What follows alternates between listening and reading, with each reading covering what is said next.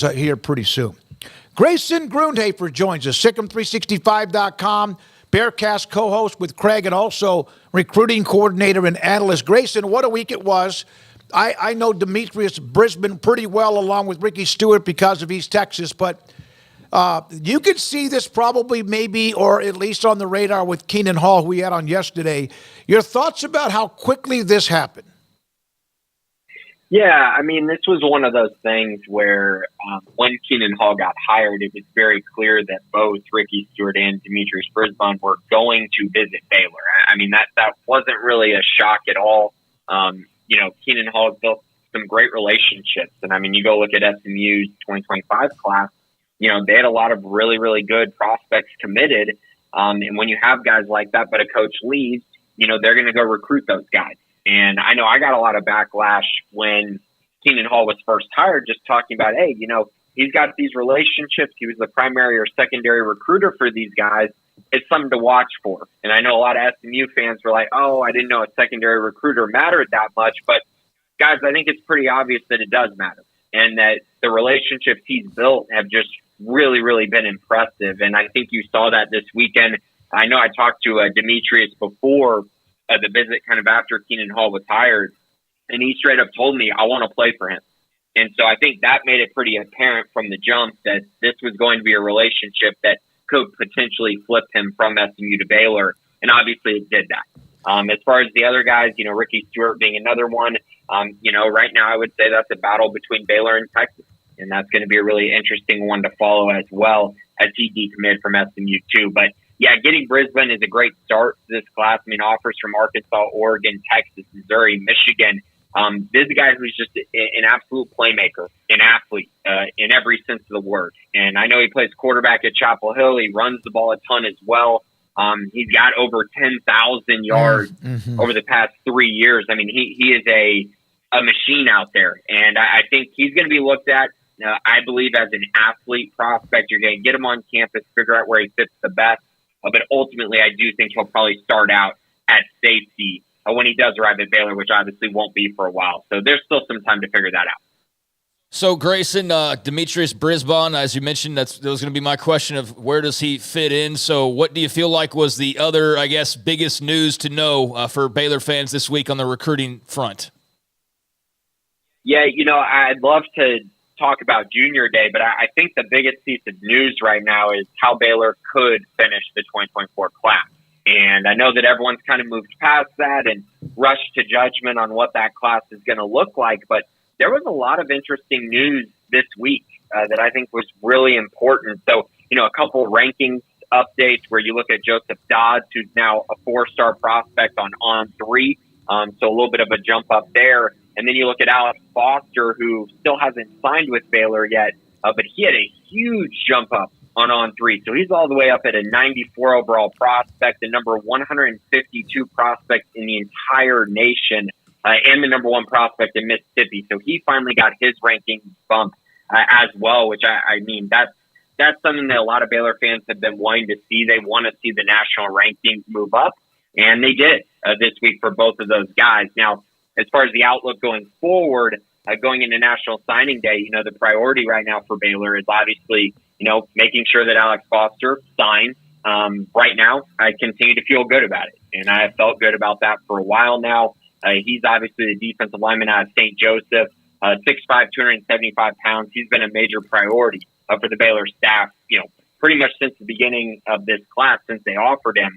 And now they're just trying to shore things up and make sure he signs with the Bears and enrolls in the summer. And then the other piece, obviously, is Fort Bend Marshall safety Josh Lair, who was let out of his national letter of intent by Washington when Kalen DeBoer took the job at Alabama.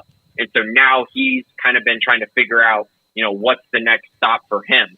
And Dave Rand and Matthew Palage visited with him on Monday. And then now fast forward to this weekend, and he's going to be at Baylor today and tomorrow. So a great opportunity for the Baylor staff to land a guy who's basically a fringe 4-star, basically an 89, high 3-star, low 4-star type prospect. I think he's definitely a 4-star prospect. I think he would probably be the second best prospect in this class, right behind Alex Foster, if the Bears are able to land him. But there's a lot of competition when you look at LSU, potentially Texas, and a couple of others as well. But those are the two main priorities, I think, going into this week. Alex Foster, and then figuring out if they can potentially land a huge commitment from a big-time prospect in Josh Lair. Anytime there's a coaching change, or in this case, a lot of the staff changed, with Aranda taking over as the title of defensive coordinator and Hall and all the others that are a part of it, you get a surge. You get a little adrenaline rush. And then also you have to be careful about, is it a fake adrenaline rush? Can it be carried over onto the field? How would you describe at least the first, 30 to 50 days of this new staff? I mean, I think it goes without saying. I mean, they're doing a great job on the recruiting trail, and it's really important. Now, I would also say that, like you mentioned, there's two components to this. You know, recruiting is a big part of this. You got to be able to build up the roster, acquire talent. That's how you build a roster that's set to compete for, this upcoming season, but also for the future, right? When you're building out the program, the way that Dave Aranda and this entire staff are trying to do that. And I would say the staff's done a great job. You know, whether you look at Jake Spavital, Chris Kapalovic, Jared Anderson, and of course, Khenon Hall, a lot of guys on this staff are recruiting at a very high level. Now, the other part of this is, how does that translate on the field? Because at the end of the day, I think anyone on the Baylor staff, I think anyone who covers Baylor would agree that you're only going to be able to sustain high-level recruiting if you actually get it done on the field. And so they're going to have to go into this offseason with that mindset of, hey, you know what? All this recruiting is great, but once the season starts, you kind of got to put that to the side for a second and actually go out there and compete on the field, because last year, obviously, they really struggled. The year before that was also a struggle. I mean, barely making a bowl game, kind of, really ending the season in a rough stretch. And you got to get back to playing really good football on the field. So my expectation is they're going to be a far better football team next year. But in order to sustain this level of recruiting, even with the new staff, you have to be able to win football games and show recruits, that there's a path towards success. Because right now, they believe in that, but you got to put it on the field when it matters during the fall. Grayson, over on the basketball side of things, you've got the Brittany Griner jersey retirement coming up. It's been a little bit of a struggle here for the ladies as of late, though. But with the men, how big was that in your eyes to get that win over UCF the other night and get out of that losing funk that they were in the past couple of weeks? Yeah, so I think, first of all, I just want to make a comment on the Brittany Griner jersey retirement. That's really cool. And that was someone who, had just an epic career at Baylor, was so dominant. I mean, just watching games back then or just looking at pictures of, her back then, it just is like, man, this is an absolutely dominant player. And so that's really cool. And also to see this relationship be mended, because she's a Baylor legend and you want to make sure that she continues to love Baylor as much as Baylor fans love her. And so I think that's really important and really, really cool to see.